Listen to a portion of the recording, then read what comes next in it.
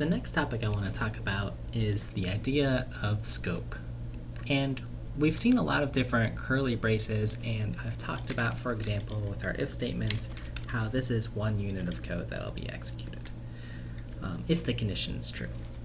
So I've created a sample program here. X is equal to 0, x, we're testing if it's equal to 0, remember with the equality sign. And remember, we can be a little bit defensive if we want and test if 0 is equal to x. And then what happens is we execute these curly braces. I declare another variable I, so I want to store in a variable called I the value 5, print out x is equal to 0 because that's our test, and then whatever x is. And after this block, we continue execution. So let's run this program. And we get x is equal to 0, I is equal to 5, and continue our execution. Great. Now, let's say I modify this program, and I want to print out this statement, what I is equal to. Because that wasn't part of our test for equality, right? I didn't really have anything to do with x.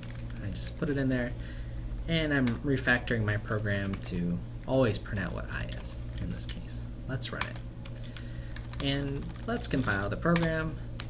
And, I get an error here that says use of undeclared identifier I.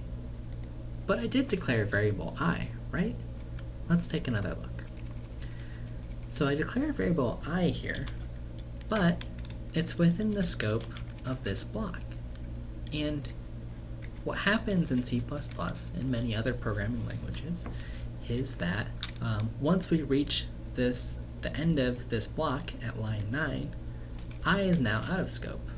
C++ thinks, well, I don't need to know about I anymore. And this has to do with how C++ stores variables in memory. It stores them on what's called a stack, and we'll learn a little bit more about that later. But what happens is it says, okay, everything in this stack that's within this block of execution, we don't need it anymore, because we only need it if this statement at line 5, that x is equal to 0, is true.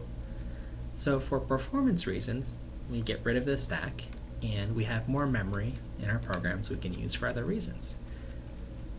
So how can we fix this? Well, if we need I, we can move it to the scope of where we use it. So if we move it up a line here, now I exists within the scope of these curly braces. So let's run our program again.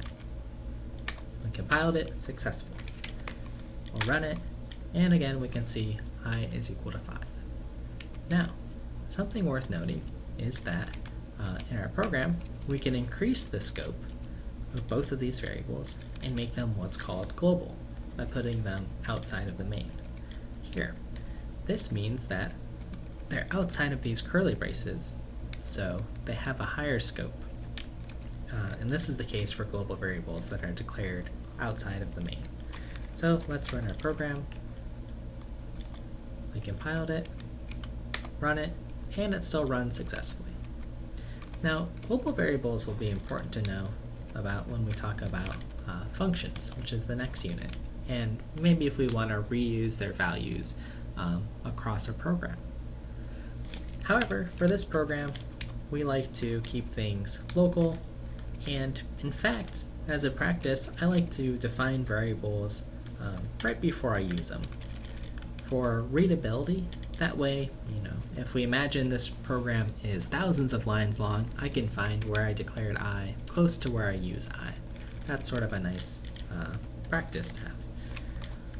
So that's the idea of scope, and scope will be important as our projects become larger and larger.